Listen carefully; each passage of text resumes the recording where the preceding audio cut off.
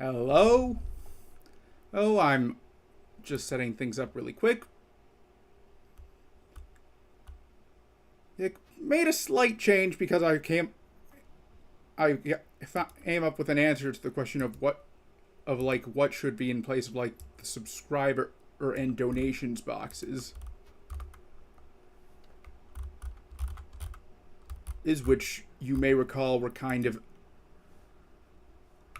out of place since I can't exactly get either.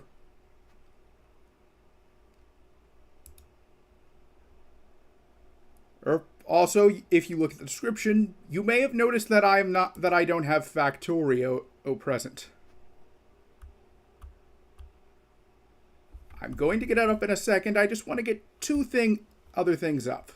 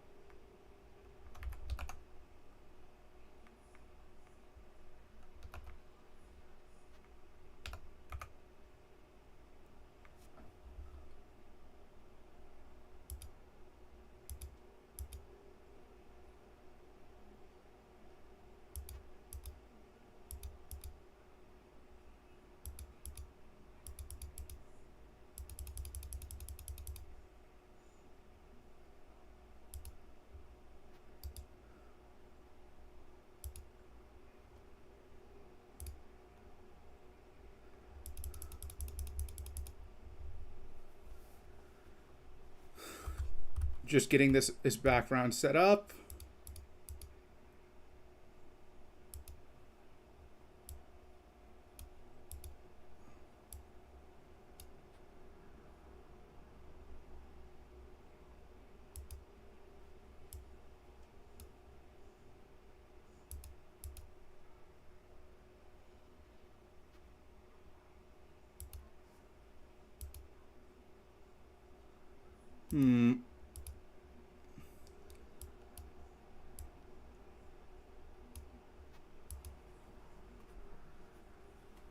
That's better.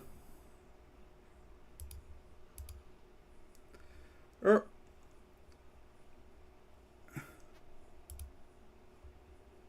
and one more change before I go.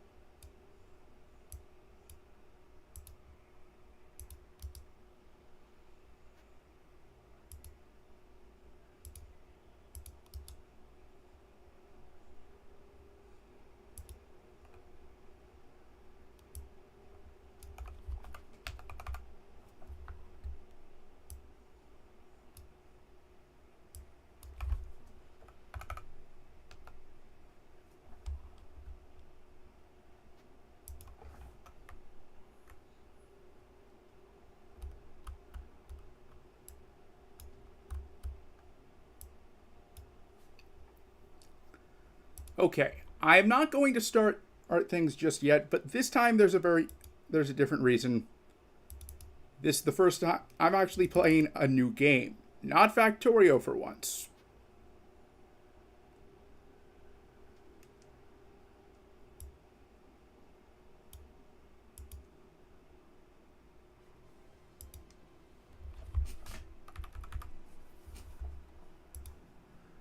You know what? Let's actually show the game right now.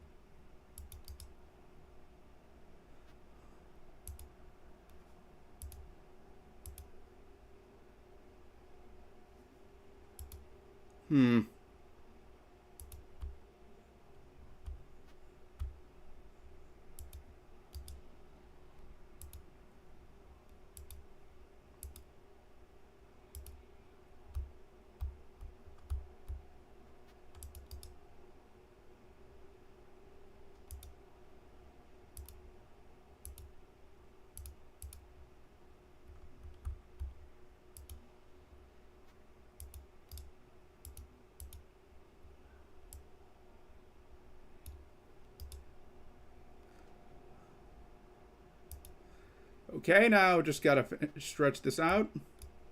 But if you're curious what this is a Doom.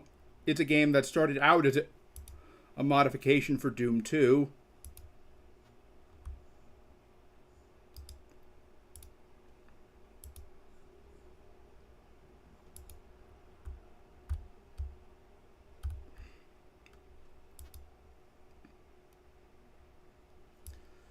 But was eventually remade into it as a solo game. Why am I playing this, you might ask?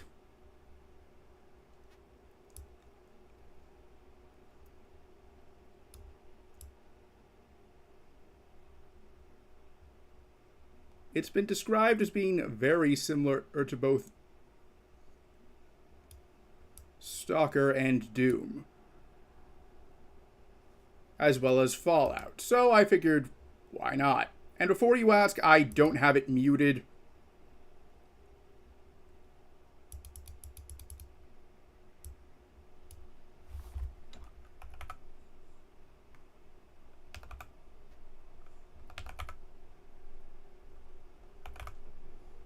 It or anything like. It's one of those games where if you don't have it selected, it doesn't say anything. It doesn't make any sound, rather. And just so that I don't get and allow me to introduce you to the other.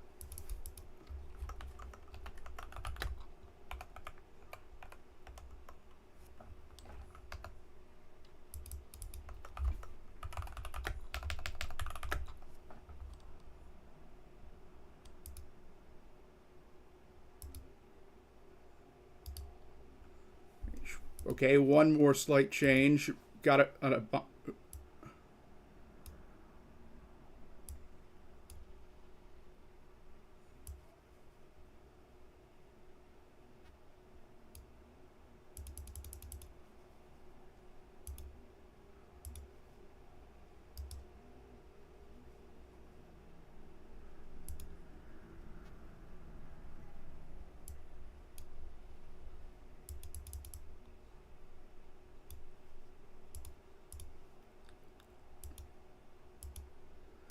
Okay, now we're good to go.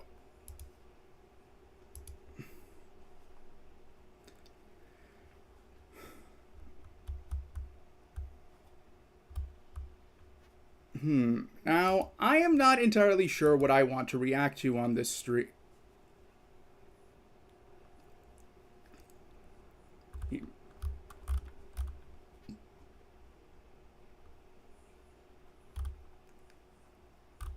I'm actually very tempted to just make this a stream where I only show off Ash's 2063, since this is the this is kind of the first Doom WOT I've ever played on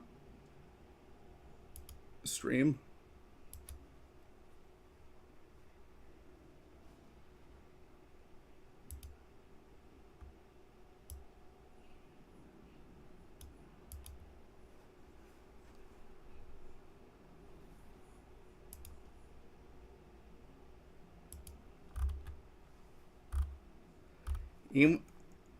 But part of me also feels that since this is a Sunday stream, I should just play it safe and do what I normally do.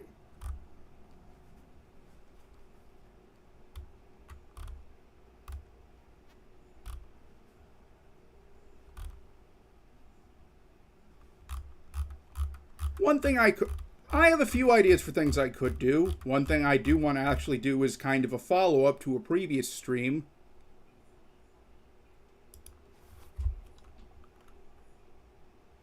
In which, if you don't know, would have basically been, it was the one I did reacting to J. Aubrey's Steven Crowder video, simply because, well, more allegations about Crowder have come out. Another thing I'm tempted to do is watch Kira TV's videos on Quantum TV, since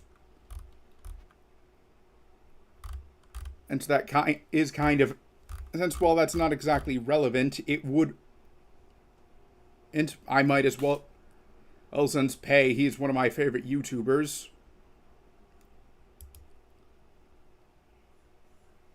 Or I could just look for another video essay.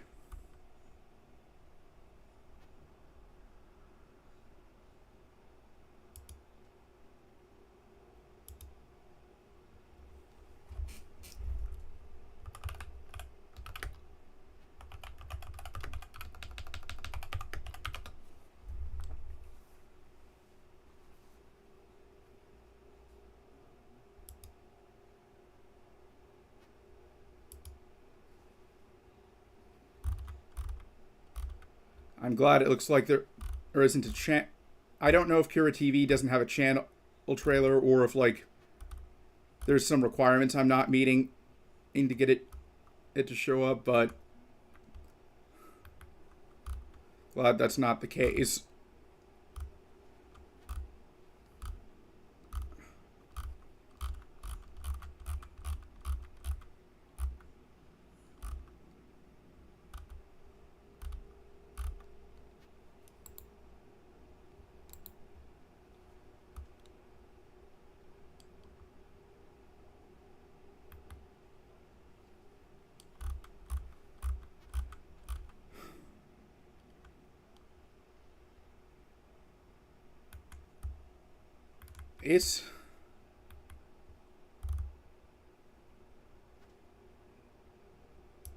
And I think I'll probably also throw in an Asmongold clip. Since the thing is, I've mentioned how, like, I'm half considering moving to Kick at some point. Like, it would definitely not be within the next month or so, unless, like, I manage to get a model. But, like, I would want to at least gain, like, a decent amount of followers.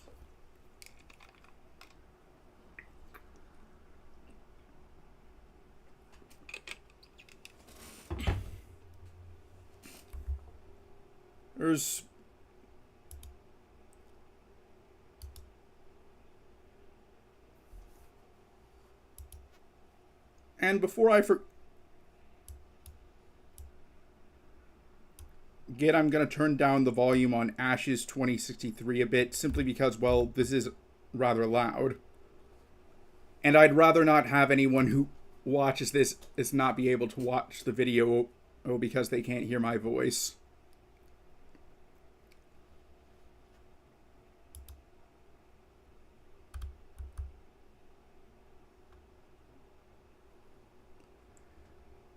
I had the videos pulled up. I'm just determining what. It's just he did two, and since it's YouTube doesn't list the dates unless you, like, hover over how long ago it was uploaded, I was just making sure that I was going to play the right one first.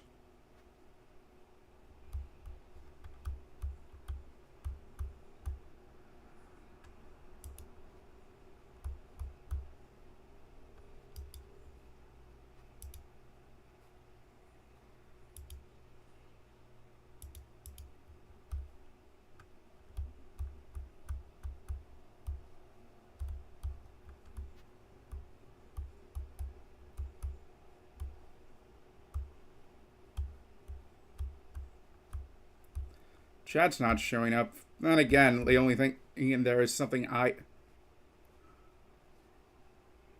wrote.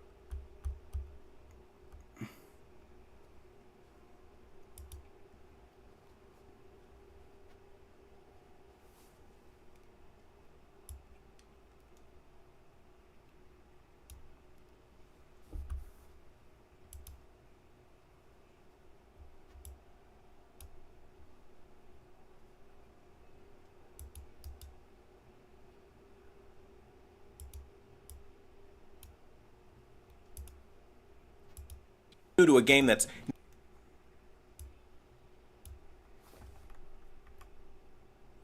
now before I get started, oh hey, it's Rich from Review Tech USA. I would like to point out a disclaimer that I have not actually played any of Elden Ring. Before you ask, it's not because I don't think the game is for me or anything. It's more just I genuinely haven't had a chance. It's more of a comment of two reasons. First of all, I just haven't had a I currently do not own the game. And second, I've never actually played any of the Soulsborne games. And from what I understand, it wouldn't exactly be a very good idea for me to have Elden Ring be my exposure to said genre. Would I be open to playing the game at some point? Absolutely. But I'm probably going to have Sekiro be my introduction to the Souls genre, since, aside from the fact that I actually own that game, I also it also happens to be like what I consider to be the closest thing I'll ever get to an adaptation of my favorite manga.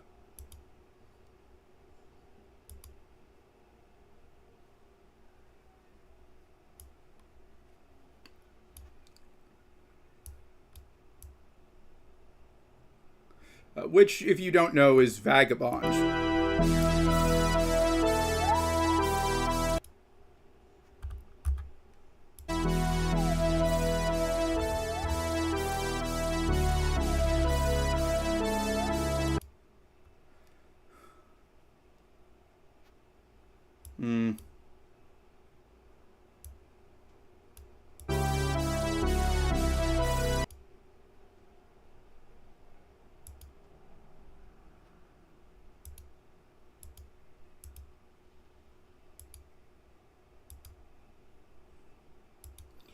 Was just trying to see if I could, like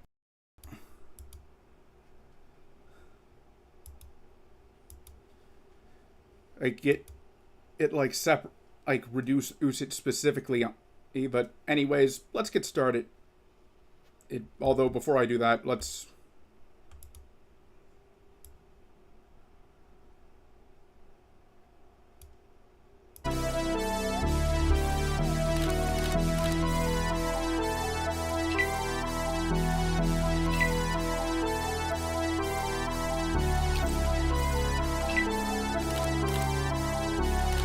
I'll do relaxed difficulty.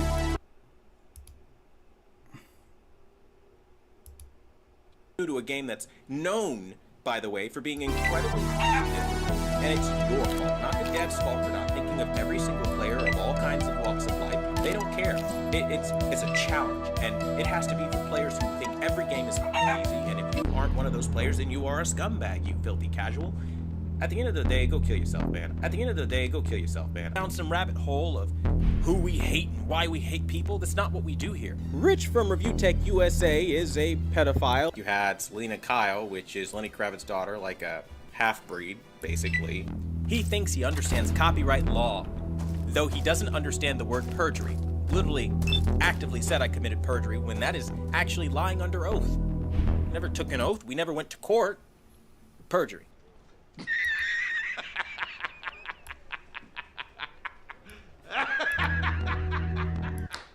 It's been years since I've seen such a weird and wonderful drama on YouTube that is, of course, relevant to my interests. This isn't your typical manufactured for clicks back and forth about some disagreement two big channels had 6 years ago. There's no slap fighting for theatrics. This is all-out war between a bunch of channels and one called Quantum TV. It all started when Elden Ring released, and of course FromSoft Games, for whatever reason, seemed to bring about a couple months worth of just absolutely class drama and headlines, as people who are too entitled to understand that things can exist that they don't like and that are not made for them try to make reviews and give opinions about how it should in fact conform to what they like, and everyone who likes what it currently is can just go kick rocks. You shouldn't be saying that's how it is, or, you know, we just know that that's how these games are. It's not for everyone. A game that's not for everyone isn't a game that should be made, in my opinion. Now, whenever You can probably already think of at least a few examples that contradict his statement. And, like, I'm a fan of strategy games, which I will freely admit are a rather niche genre.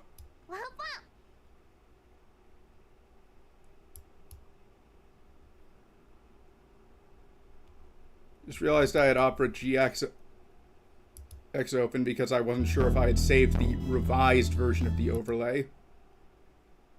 Which, if you haven't already noticed, I decided to change two things. First, I changed out the donations box for a random facts box. I don't think I can actually accept donations, but when I do, I'll probably change it back. Like, I still have the old one. And the second thing I put, instead of, like, subscribers, since I'm not sure how...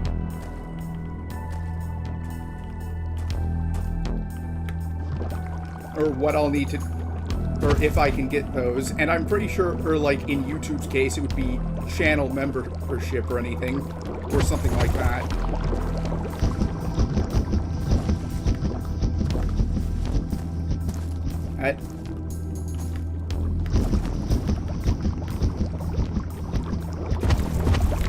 I'm not sure if the mods if this is just like floaty, if it's the mod specifically that's floaty, or if it's Doom 2. It's like that. I know I played classic Doom and Doom 64, but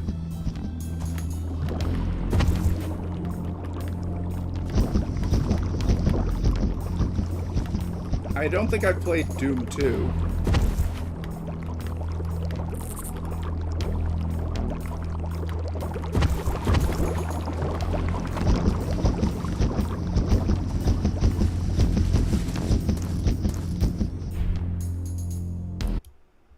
you make inflammatory reviews or remarks about pretty much anything online, you better hope fans have said things don't find that. Basically, Quantum TV discovered what happens if you talk shit about K-pop, Final Fantasy XIV, or Star Citizen, and he wasn't prepared to face the consequences of those actions. Realistically, though, we all know fanboys exist, and even if you give a well-thought-out, measured opinion on something, chances are there's some rabid weirdo who's going to get upset about it. But there is a difference between how you present opinions and also how good faith or bad faith you go in with opinions. He, of course, didn't criticize the thing, he didn't really bring up valid points. He went absolutely hard about something he knows nothing about, didn't even really try to find anything out about it or give the game a chance. And then not only did he double down on these statements, he also attacked the lives of anyone who likes the product in the first place. This game is for somebody who really is looking for a sandbox.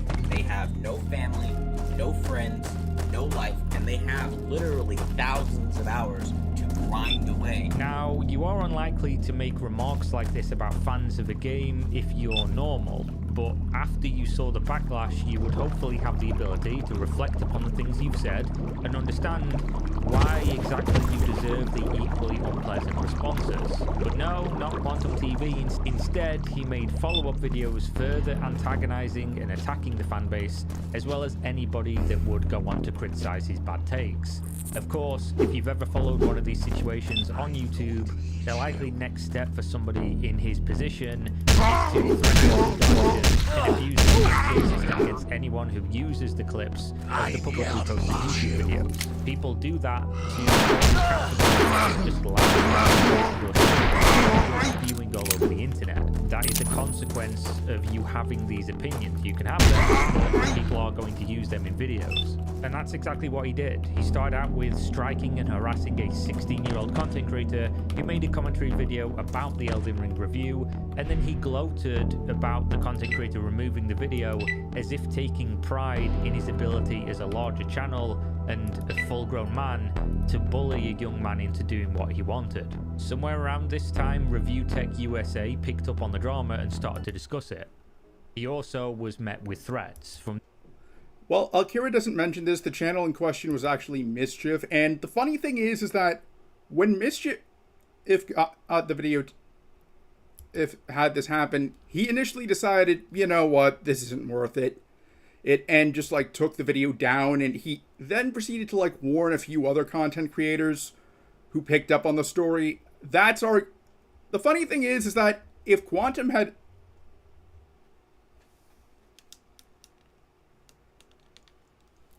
just like not bothered responding to any of the follow-up of complaints, he could have arguably walked away and won. But as you'll see, in the long run, he wound up losing, although it was a very, very long run. There, though, this is where it gets wild. As with anything like this, there's a classic saying that should always be remembered.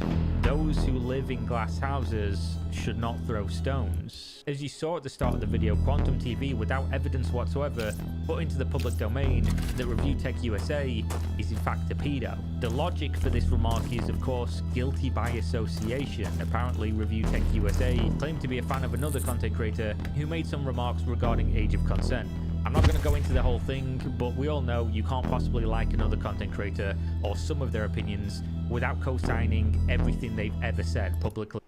Kira doesn't go into this, and I don't blame him since it distracts, but I can actually tell you the exact creator and the opinion that Quantum's referring to. The creator in question is Vosh. You probably may have heard of him. And the thing is, Vosh was actually not talking about lowering the age of consent. He was bringing up an example related. He was saying like if you're okay with the exploitation of children for like products and whatnot, or something along those lines, then you're okay with CP. Let's just say. Now the problem is that not only is that a very extreme take, like. I can kind of see where he was going from, and I at least appreciate what he was trying to say something. It's just, I think that he should have chosen a different example. Oh, but anyways, a lot of people took that out of context to assume that he was actually endorsing pedophilia, and he's actually apologized for said comments. So not only is slandering Review Tech, but it's not even accurate. Admittedly, I can think it's not like this is the only case involving Vosh where I've seen someone unspread outright lies, but still. Or privately. Of course, that's sarcasm. That's not the case. You can just like somebody, like something that they've done, and not even know they've said these things, let alone agree with them and live your life by the things that they've said. That's mental.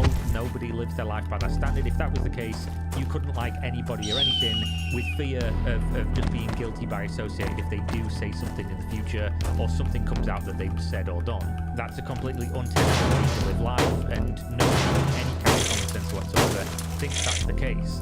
Well, apart from Quantum TV, of course, which is then funny, he goes on to defend and refuse to demote his Discord moderator, who repeatedly uses derogatory terms for transsexual people. But I guess it's weird rules for thee and not for me. Who would have guessed? Definitely not me, but I would go as far to say that based on what I've seen of Quantum TV, what he said about people in the LGBT community, etc., he probably doesn't demod this person because, they have similar opinions on the topic. Regardless of all that, though, this is the crux of the issue. Quantum TV is so delusional, he thinks everyone's against him because he didn't like Elden Ring, and that he gave his opinion on Elden Ring and that spawned a grand conspiracy that comes from the toxic FromSoft fanbase. And I'm not going to say FromSoft doesn't have like a small subsection of toxicity, but what he doesn't understand is that the review with the views, and if that's all he did, it would likely have been a few meme videos and then everyone would move on with their life. The fact he went on to abuse the DMCA system, Yeah, that's another thing. Like, I actually probably would have taken in Quantum's side if this had been like a Facebook post or a private Discord that like Mischief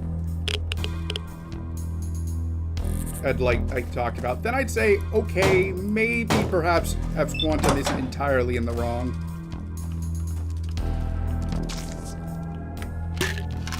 Since, hey, it was his platform, he can say whatever he wants.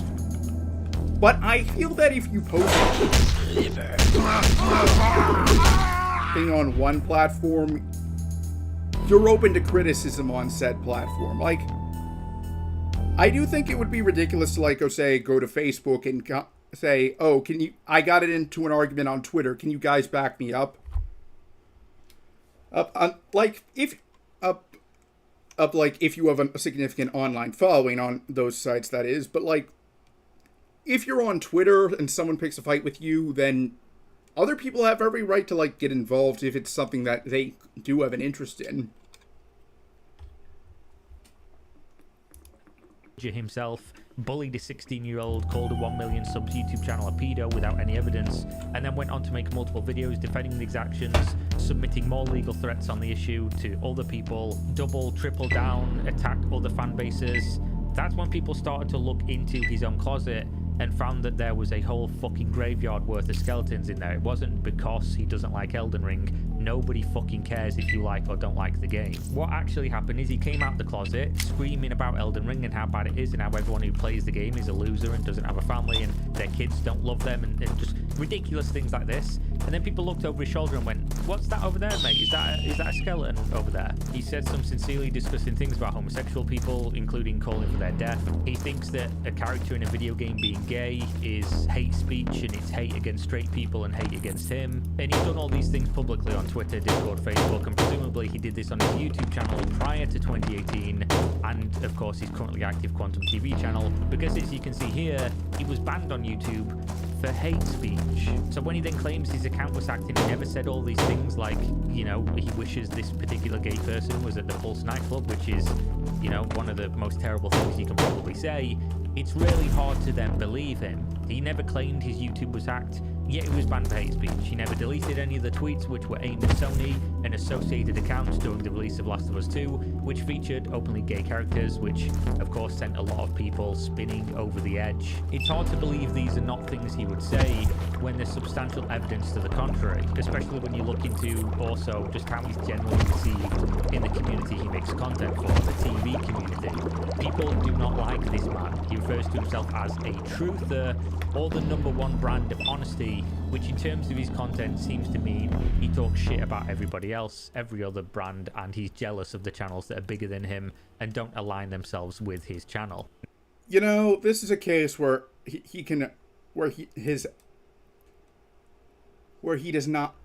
actions do not, where he cannot back up his own words. Like, the funny thing is that from what I heard, he wasn't even certified or something.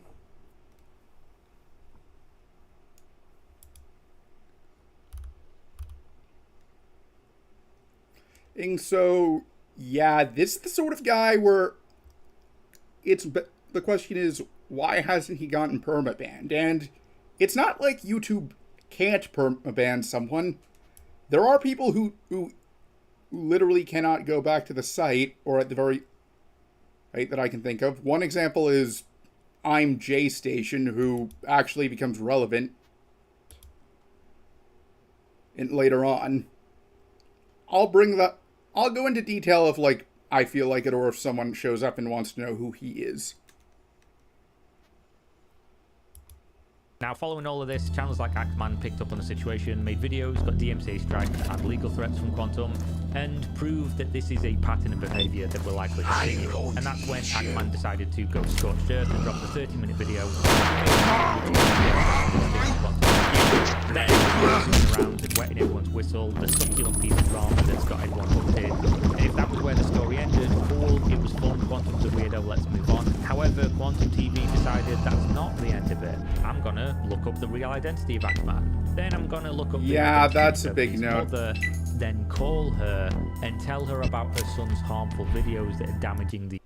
You know, I've often wondered, like, if there would have been some way to, like, get show speed, you know, who he is, to, like, stop his antics with, like, false copyright and in general. And I do know one way that would work for sure, namely, if his mother was to, like, find out and, like, I'm pretty sure she would not approve of what her son's been up to.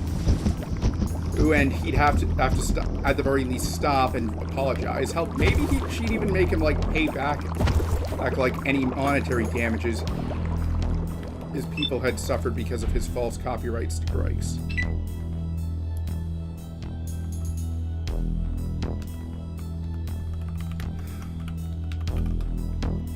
But the problem is that, well, I don't want to do what Quantum did. Like, if I actually knew her or someone who knew her IRL, I'd try and get in contact with her then.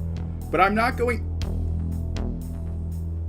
And, like, okay, only if I actually knew her in person. But I'm not going to go out of my way to find out her identity.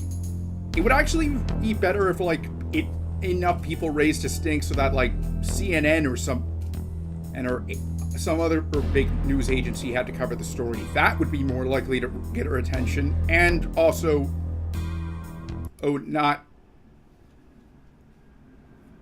as much and not as taboo as what Quantum did.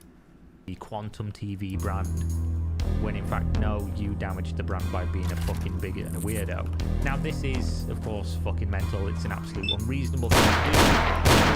Participate in if you have something severely wrong with your brain, especially if there is evidence of Quantum TV on a call, on Discord, multiple times. So they're using the excuse that you're calling his mother because you couldn't.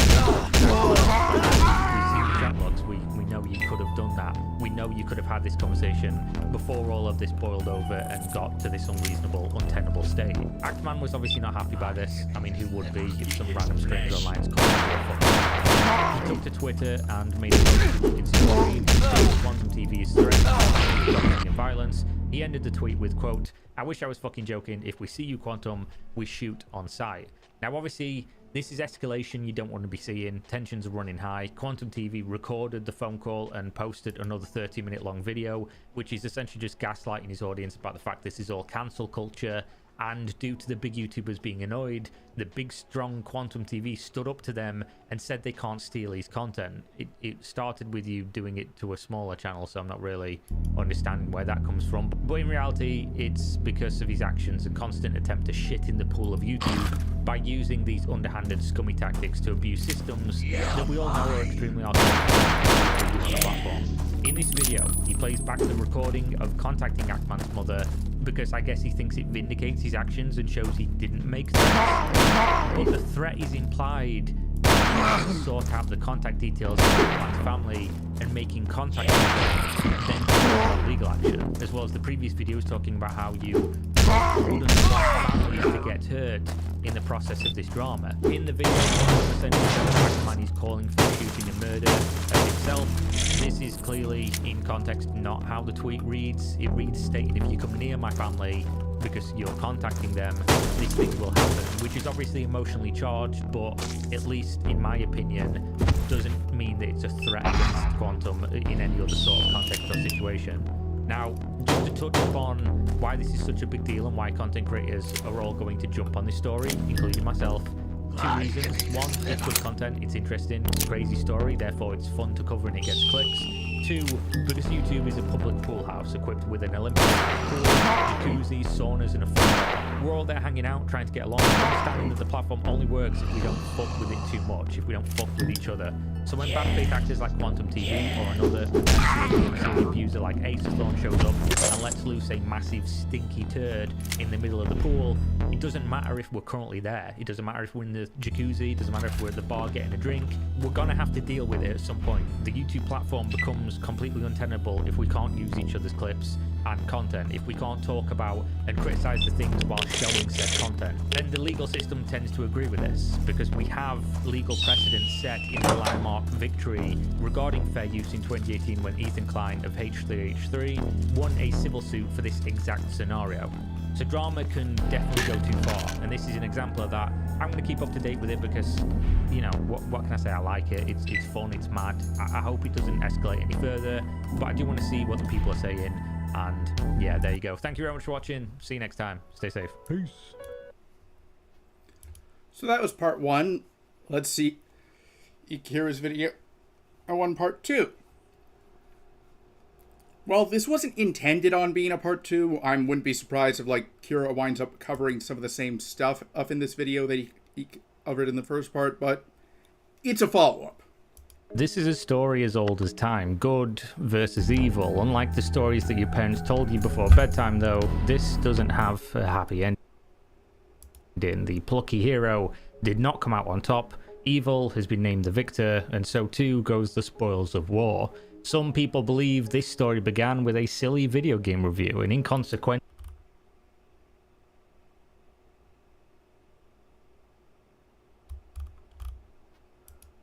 video about a game called Elden Ring. No, this goes back much further than that. So to tell you the whole story, we need to go to the start. 1974, a day like most others in Shizuoka, Japan, a family welcomed their newly born child to the world and named him Hidetaka. Growing up in what he would later describe as a tremendously poor family of 2 office-working parents with multiple children to take care of, times were tough, and for this reason, he didn't get many books or manga to read, instead relying on what he could borrow from the library.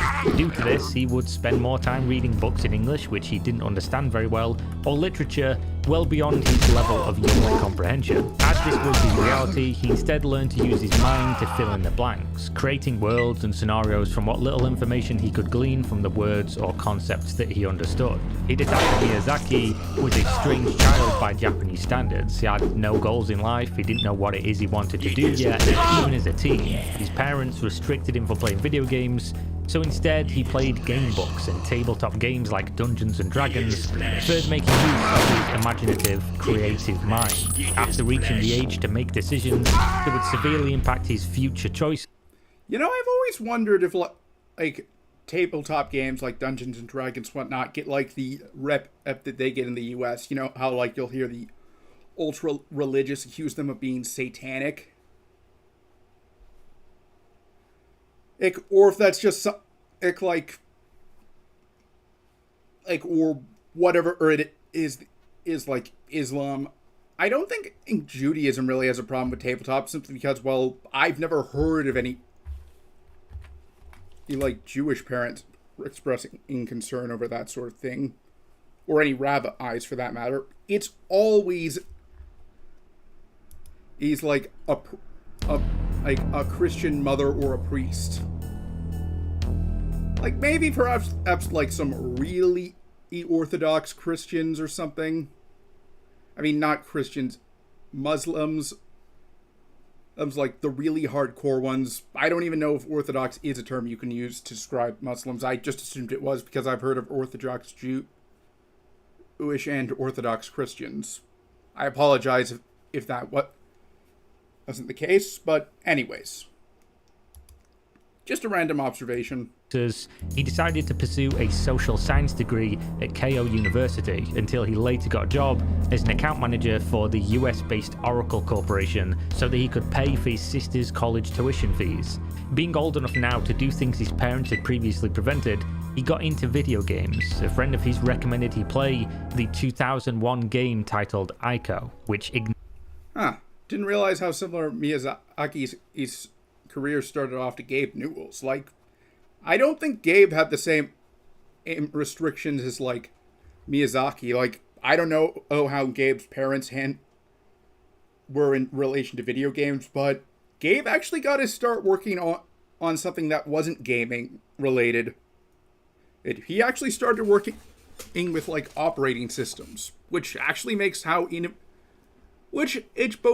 makes it surprising and not surprising how innovative Half-Life was, since on one hand, Abe didn't really have much experience, yet he created something revolutionary, but on the other hand, sometimes being an outsider means you have a better experience. I was looking at Prism Live, and I noticed that there was what I thought was as the microphone audio being marked as mute, but it's actually just something else that I'm not entirely sure of. Ignited a desire he previously didn't know he possessed, a desire I've never for played video Ico, games. but he decided then he wanted to become a game designer. Unfortunately for Hidetaka Miyazaki, he was now a 29-year-old man and no one would hire him. He had no relevant experience, but that didn't stop him. He kept trying, and eventually he found a studio called From Software that looked beyond these issues and hired him as a planner for a game called Armored Core Last Raven in 2004. The project was only midway through development, but he couldn't be happier to get involved. Within a couple of years, he was directing the creation of sequels to Armored Core. Shortly after the success of these games, seeking a new challenge, as he always did, Hidetaka heard about a project being developed by another From Software team which was going very badly, a fantasy action role-playing game. He offered to help, thinking at the time that he could change the game into anything he wanted and no one would really care, since it was already considered a failure. This was his playground, his chance to really make a name for himself and put that creative mind to use. His request was granted, and he changed almost everything about the game, which later became known as Demon Souls, releasing originally in 2009 in a domestic Japanese market without very much success at all. The game, though, slowly gained popularity and eventually was picked up by publishers and shipped globally to a cult-like success. Following this, he began working on the spiritual successor called Dark Souls, which released in 2011. This game was so successful that he was promoted to president of From Software in 2014, a feat that is still to this day considered unprecedented, to change careers and become company president within 10 years. From there, the rest is, as they say, history. Dark Souls 2, Dark Souls 3, Bloodborne, Sekiro, and now to present day, Elden Ring, each game getting more and more fanfare, being more and more successful each step of the way. The Souls series went from a cult-like following as a domestic release in Japan to a mainstream success globally. With each step of the journey, the Souls games were meeting heavy criticism for a handful of reasons that haven't changed very much. These criticisms are usually that the games are too hard and should feature an easy mode toggle, and that the fanbase is toxic.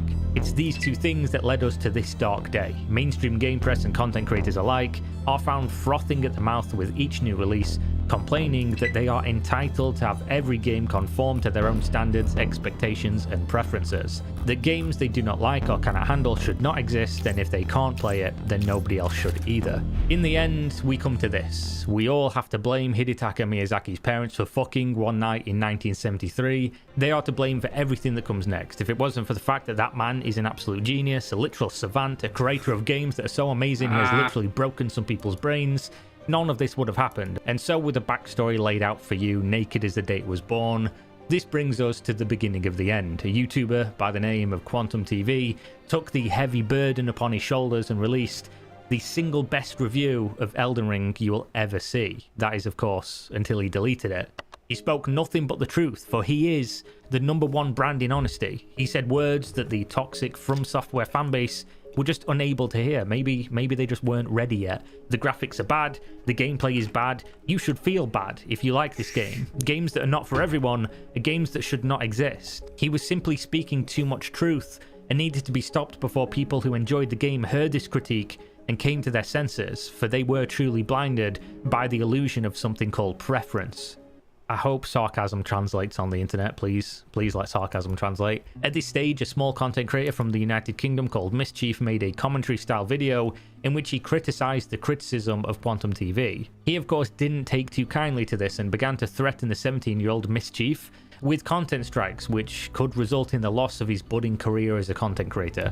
pngtubers got a lot of very unhappy people in his comment section. He decided the only way he could stop these people being angry in his comment section and flooding his videos with negative comments due to his review was to double down and make another video, and that is exactly what he did. He claimed anyone who liked Elden Ring should do themselves just enough physical harm so that they would exit this mortal realm, and that is where things started to get a little bit weird. Enter today's hero, the Actman. Actman made a video collating the various truth seers and truth tellers of Elden Ring, titling his masterwork simply The Worst Elden Ring Hot Takes. This video, as you could have guessed, featured none other than the #1 brand in honesty himself, Quantum TV. Again, he moved with swift justice to the copyright claims and struck the video. YouTube, however, decided that this claim was lacking in merit and said, no, not this day, truth speaker. We are not ready for your truth yet. Following this, multiple content creators, including Mischief, made it their mission to uncover the secrets of Quantum TV, who mostly makes videos about televisions. In their search, they discovered a lot of You know, that's the funny thing. Like, Quantum does not review video games. If he had simply just like posted this on a Discord server or his personal Facebook account, I'm willing to bet none of this would have happened.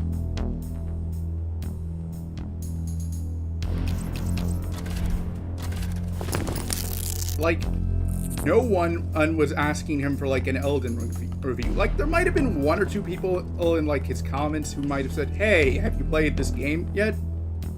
But I don't think that it was like something where his entire fan base was demanding he do it. Like, it's not like, let's say, with Laserpig, his fans keep on pestering him about that F-111 video he said he did. Which he has said he'll do.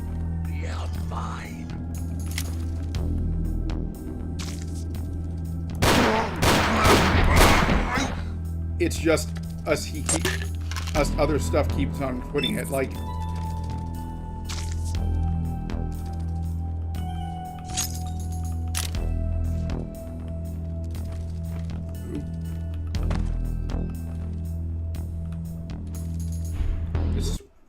very unpleasant tweets that discussed homosexuality and what he wanted to do and happen to homosexuals. I won't repeat what was said, but the screenshots are on screen right now and they speak for themselves. Quantum TV claims these posts were all made by a hacker who gained access to every single one of his social media profiles except for YouTube, something I can't disprove, but I do think sounds a little bit far-fetched. People also found evidence that his previous YouTube channel was banned in 2018 for, you would have guessed it, hate speech, which he claims also never happened. Though the titles and topics of videos he made back then you can see are very relevant to his current opinions, such as his belief anyone who follows certain other TV or sex YouTubers want to have anal sex with their dad after doing copious amounts of cocaine and performing rituals to summon Satan.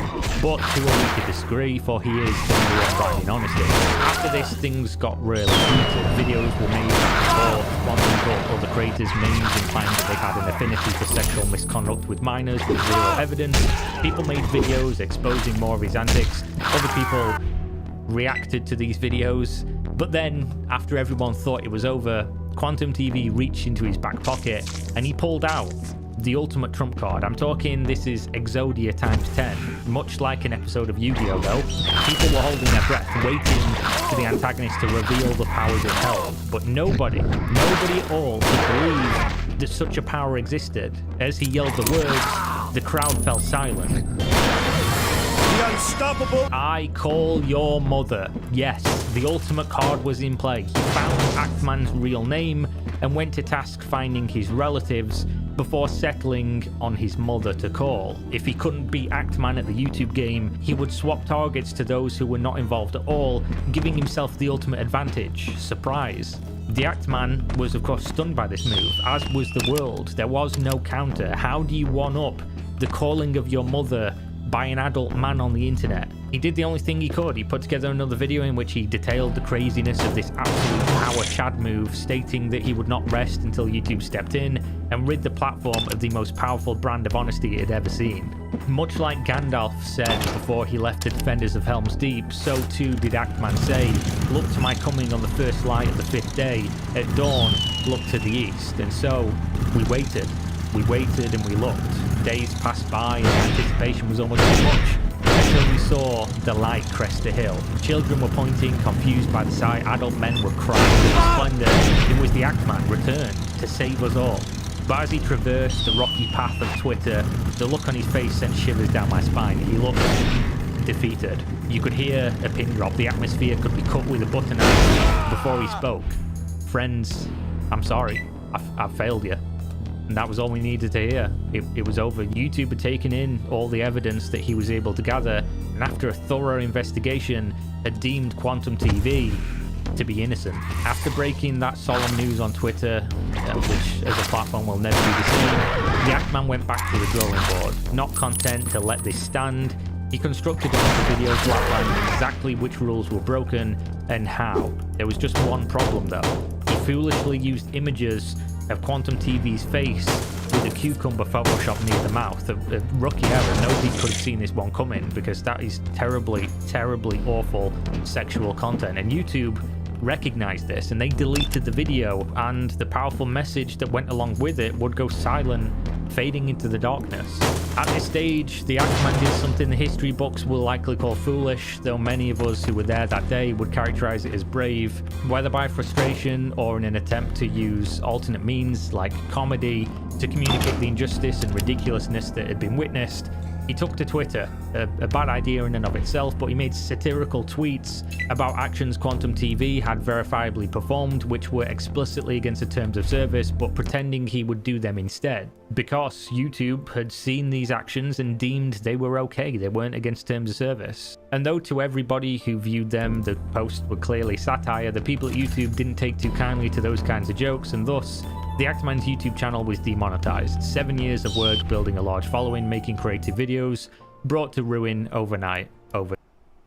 You know, I'm actually going to play devil's advocate here and say that the reason YouTube at least initially removed Actman's monetization wasn't because they were siding with hate, because as some people might claim, although I can understand why, since for whatever reason they found Quantum innocent. Although in that case, I could see maybe they figured, look, he'll just find another way to get back on. We don't want to deal with it. Like, they had just given up.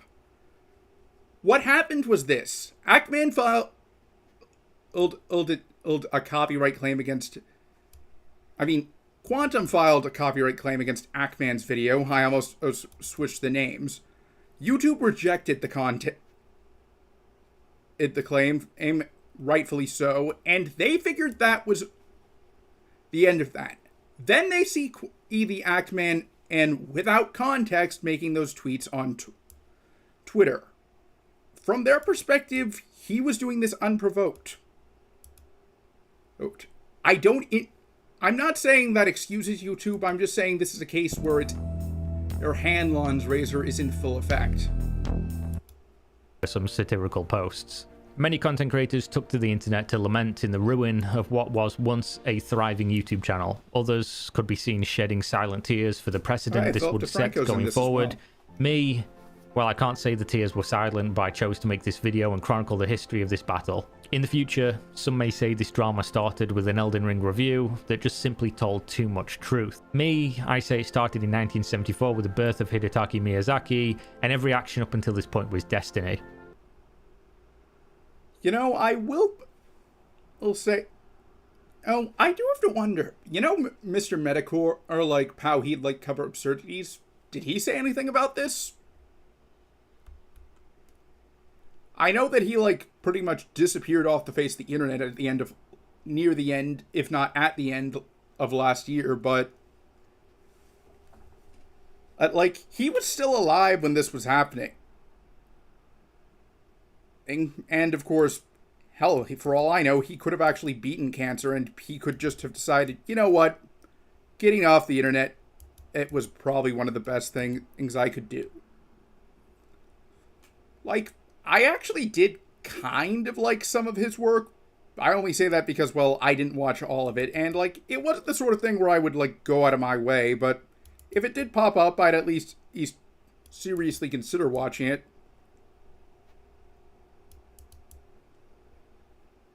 So I am just kind of concerned, plus, hey, I do like Pippa's content, and he actually was on good terms with her, or when he left the internet. He named her his successor, if I'm not mistaken. But anyways, there's one thing this video actually leaves out. And we'll have a different creator, Asmongold, cover it. Quantum TV has been arrested for being bad at Elden Ring. No game of the year, no real champion, just bare minimum. Nobody will even talk about this game, ever even mention it when we talk about the greats of this generation. That is a fact. Again, nothing against you. It's not a personal attack. At the end of the day, go kill yourself, man. If you like what It's not a personal it attack. is child. You want to know something funny? Quantum's own logic actually contradicts what he just said. And, like, there is literally no way any game can be for everyone. For example, I'm not a fan of sports games, admittedly more so because of the monetization in most of them. I'm talking about stuff like FIFA, Madden, and NBA 2K. I consider like the Mario sports games to be more like party games. But like stuff involving actual athletes I do not like because as it's just not for me.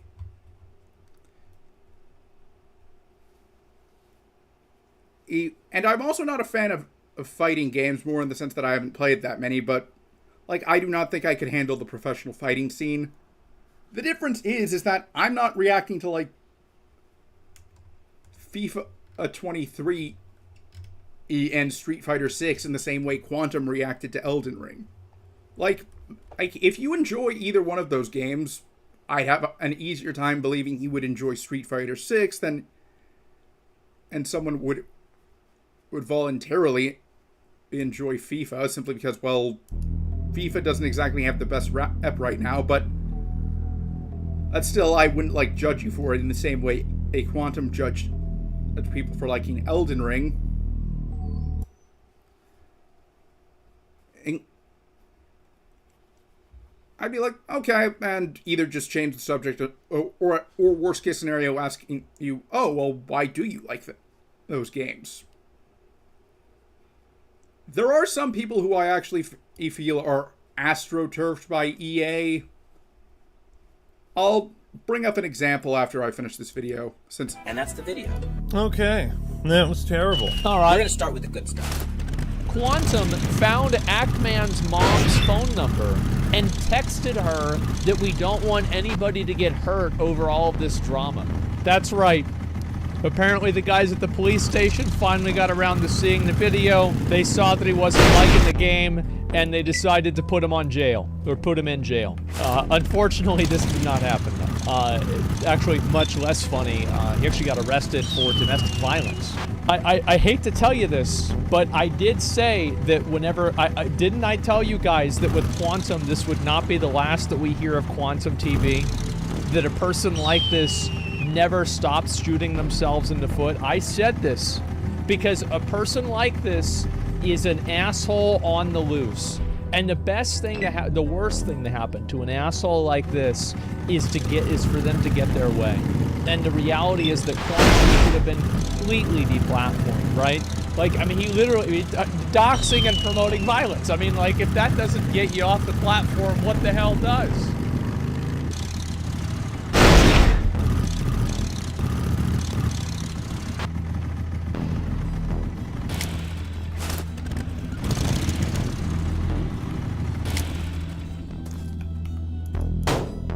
Yeah, if you can't tell, Quantum got arrested. Ooh, Gur is doing Fallout New Vegas. Very tempted to end the stream early, but you know what? Let's see. Let's actually bring up...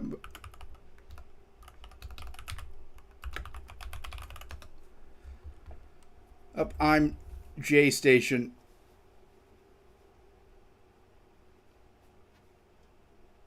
You know what? Like, I'll come back to this at a later point since... Like, but let's actually watch something different.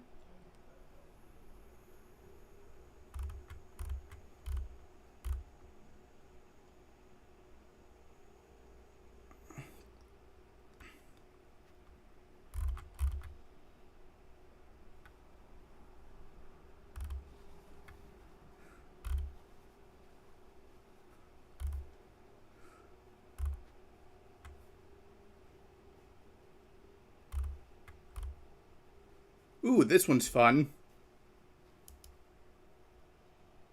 You gotta be fucking kidding me, guys. Is this for real? Do you realize why the screen is black right now? I could not give a fuck about the editing in this video when not one of you cheap asses have given me a channel membership in over a week. $5 a month. I don't do this shit for free, okay? I make content and you pay up. And the people who don't pay are basically freeloaders. And it's not just me you're affecting. Take a look at this.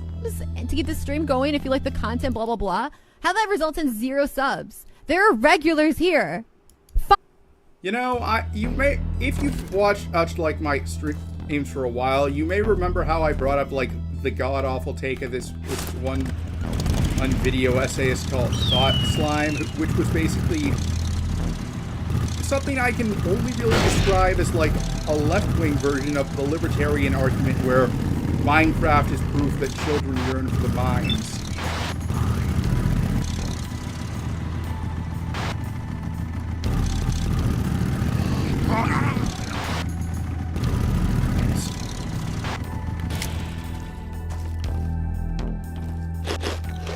And there are other ways I could, for example, disprove that.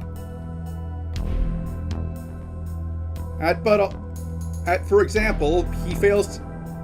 Well, he cited the popularity of games like Stardew Valley, Power Wash Simulator, which show off tasks which in real life are probably quite monotonous. He forgets a few and points how people play those games without any reward.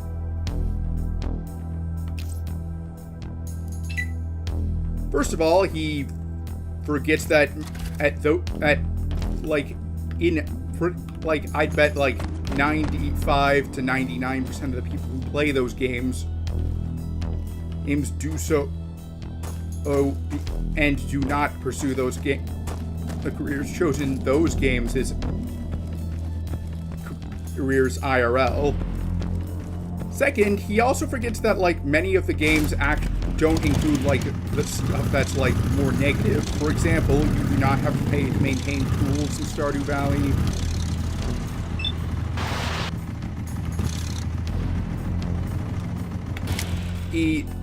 Stardew Valley does not, for example, feature disease.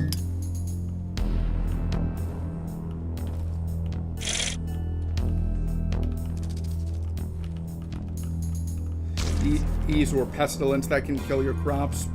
And Power Wash Simulator, for example, does not make it so that you can accidentally plug the wrong kind of hose in.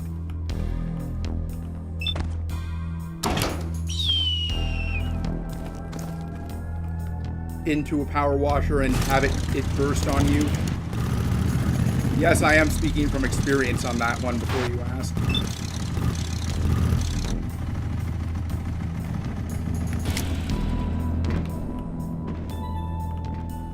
F.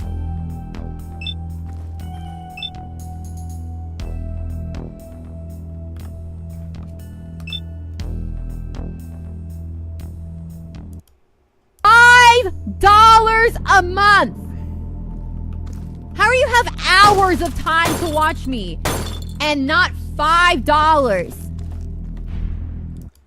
Another problem is that he forgets to take into account that there are some games that if you did do the real life equivalent of, it would be a lot more harmful to your health. Like, for example, I'm pretty sure that if like I had claimed that that people who play Call of Duty should be forced to join the military, he'd laugh at me non-stop, yet even though that's literally the same thing he used, just with a different game.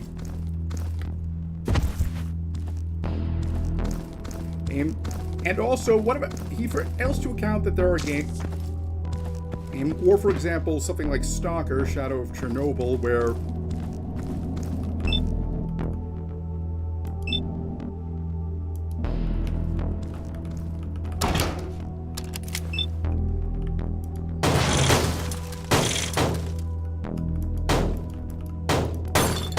you would get exposed to dangerous amounts of radiation, although you could probably switch out Stalker with, like, New Vegas or something.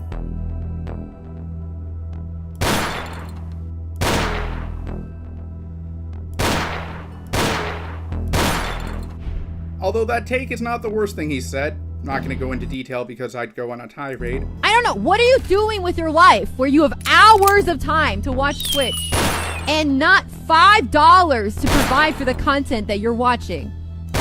There are I have a wall of non-subs. This is fucking actually really heartbreaking. Because it's like people just really don't respect me as a content creator.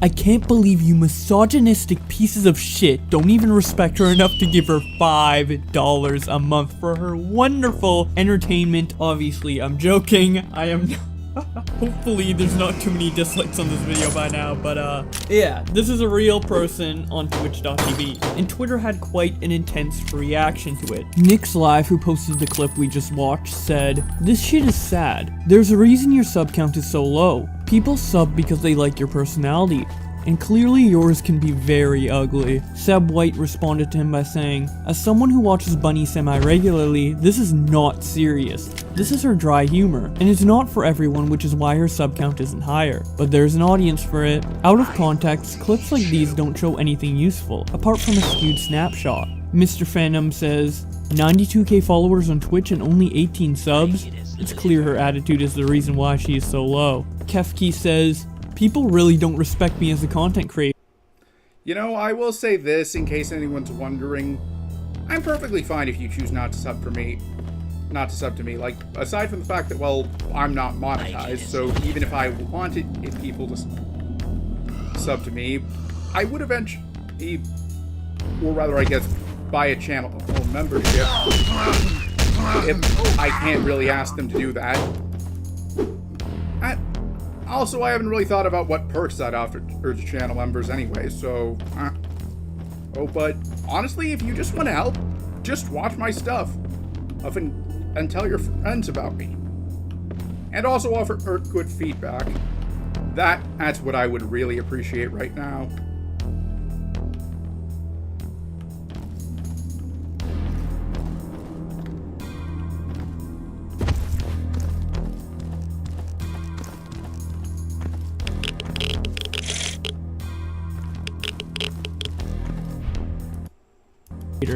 Nah, shit.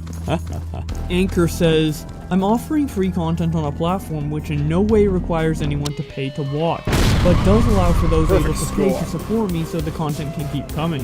Why aren't you all paying for my content?" I Kill Bunnies posts this image of Bad Bunny with Steven Crowder in front of a sign that says, "This person only cares about money.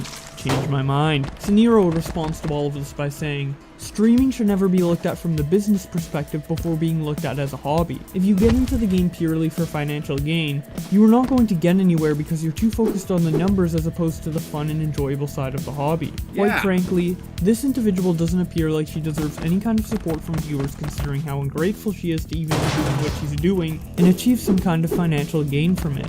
I'm honestly pretty disgusted." Critical reacts to this by saying, "How can someone be this unlikable? Watching my grandpa get hit by a car would be less painful than watching her speech here." Hidden replies to him by saying, "This literally her problem right here. She just wants free stuff from Bernie Sanders, like the rest of the lazy millennials." Showing a screen cap of her Twitter profile where she says, "I escaped the alt-right and now I host a political show talking about it. Leftist. She/her, hashtag Bernie 2020, hashtag trans rights." Quabber says, "Surely this is a character act," to which Sarah Jetlag responds, You know, I will say...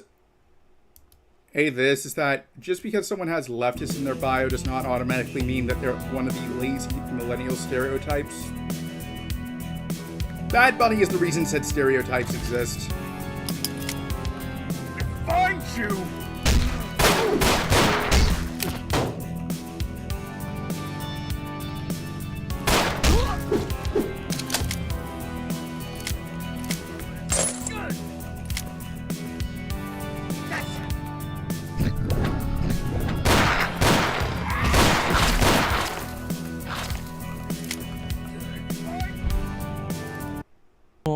Some people have been saying it was, but this isn't the first time she's done it on screen. Lol. 2Mad responds to this by saying, $5 a month. Else Pest Eastman says, I know this clip seems bitter, and that you have your own opinion of it, but I've also seen Bunny be incredibly kind. No one takes that and posts it though. She knows how to rile people up, and her brand is built on sarcasm and heavy irony. Keemstar reacted. You know, without context, I actually would be willing to buy into the defense, since you may remember how there was that SU drama a while back, you know, where like that one VTuber decided to basically shoot themselves in the foot by like calling out, doing what she thought would be a well-received call out, only for everyone to point out, you're just being a dick. And, well, said streamer whose name I'm not going to mention because it's honestly not going to be relevant unless I, like, do a like, commentary and review or something. And also, I might as well just not give them any more attention. And I forget what else I was going to say, but anyways. This by saying, yes guys, I seen this. Wait, now I remember. But anyways, if it was just this, I actually would say, she's probably just playing a character.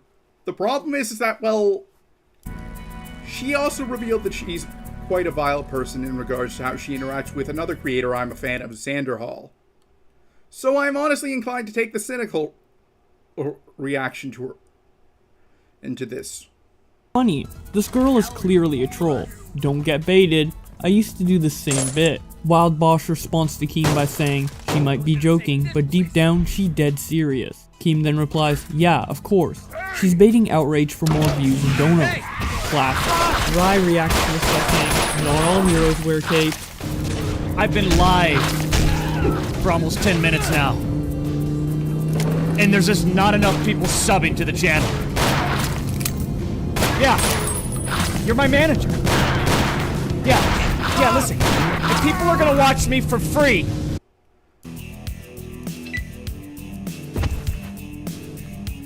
You know, I will say that, you know, I will say that I'm not a fan of Dr. Disrespect, but that was like, okay, actually pretty funny. He like,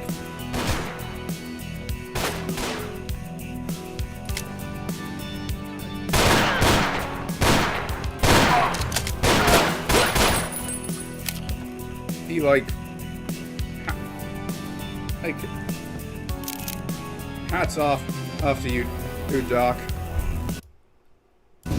You better line up the contracts. Yeah, I don't work for free. If they're sitting in the channel, watching for free, I'm gonna get pissed off. Yeah, the donations. Yeah, I don't care. Tier 1, Tier 2, Tier 3.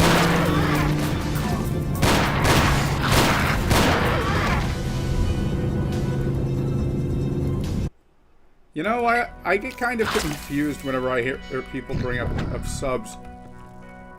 Because, like, occasionally I'll forget that, like, Twitch and YouTube use different terminologies. Like, YouTube subs are the equivalent of followers on Twitch, so it's easy for me to get confused.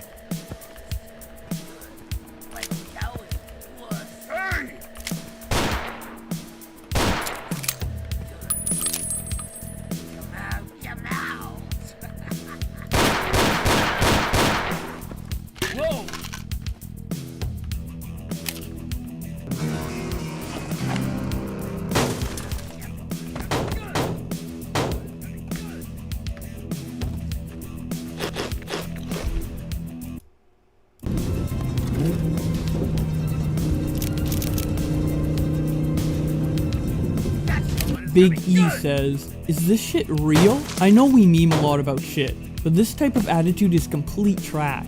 No one owes you shit in this world. Never be this self-centered, gang." Showing a new clip from the same streamer. Chat, I haven't got a donation or a sub for an hour. What the fuck? For an hour? What the fuck? An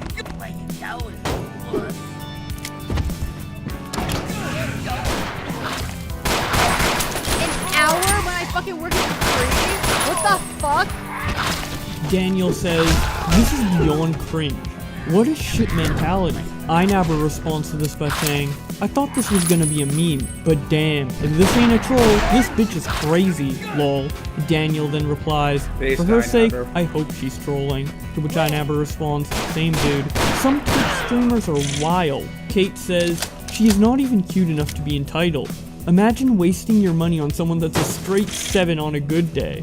I know, right? I would much rather donate my money to someone who's a 10 out of 10, like Ricky Berwick, who responds to this controversy with this Twitter video. Anything for you, baby. Ooh, ooh, ooh, ooh. Big E continues to mock her by saying, "I am working for free?" Yes, literally. As a streamer, you are working for free to grow your brand. Don't be stupid. No one owes you a thing. Just a reminder, gang, that we are only 4,500 subscribers away from our daily 5,000 sub goal. And remember, if you're watching me, you have to pay for me because Are you being serious I right don't now? work for free. But nobody's forced to watch you. Nobody came to Twitch and said, "This is your job. We now owe you something." You do realize you're streaming on a platform that is literally branded around the idea of doing something for free. Taking the chances and opportunities to create a brand for yourself, to grow a following, thus being able to monetize yourself if the option is there. And nothing is even owed to you in the first place just because you were rambling on in your Actually, stream. I worked really hard to be here, okay? I get 100% that streaming takes a lot of work. Trust me, I've been doing it for like 6 years now. You don't know what it's like to sit in a chair and ramble in front of viewers for a living. But just because I have to manage my time to be able to go live every day doesn't mean other people have to manage their bank account. Okay, you know what? If he's still around and hasn't gotten in any controversies recently, I'll actually... I think I'll actually follow Biggie after this. And after I check out his content, of course.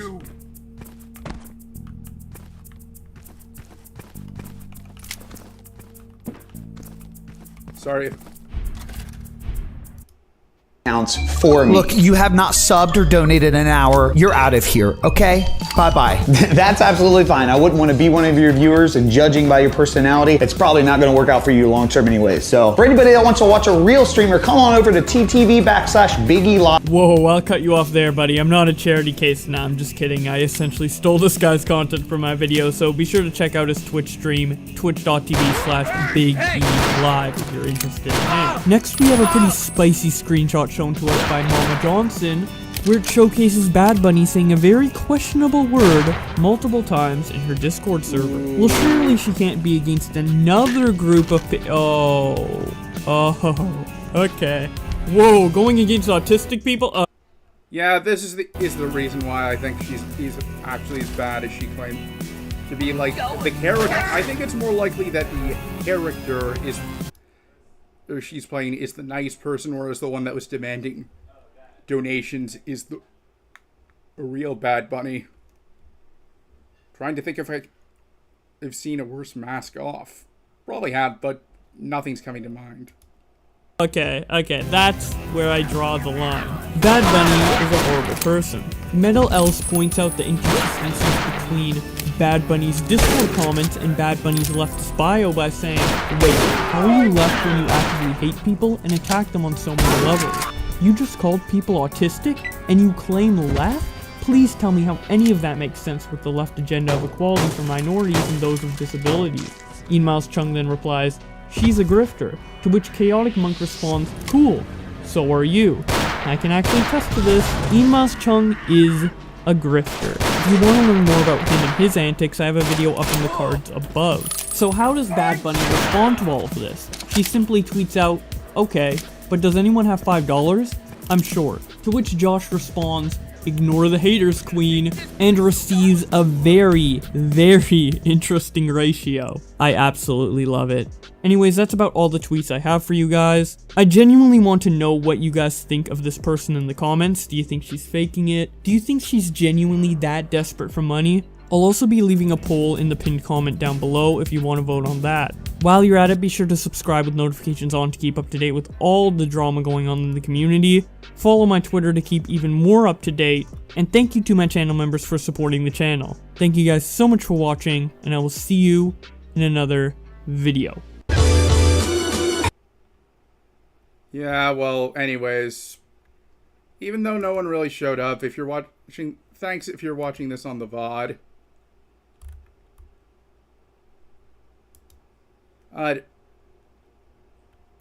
Tomorrow we'll be starting a new Pokemon on stream series, Pokemon Imperia. It features all the Pokemon from Gens 1 through 6, and I think a lot from Gen 7. Don't think it features any from Gen 8 or 9. But it also features a dating sim or some kind. Like, unfortunately, it's the original characters. Only a bad thing because, well, I would love to actually be able to date Cynthia in an official game, in an actual game, as opposed to like some flash game I find on a site that you're not going to see me stream because it would go against TOS. But again, thank you very much for tuning in. I'm Andreas Werbel, and I will see you next assignment.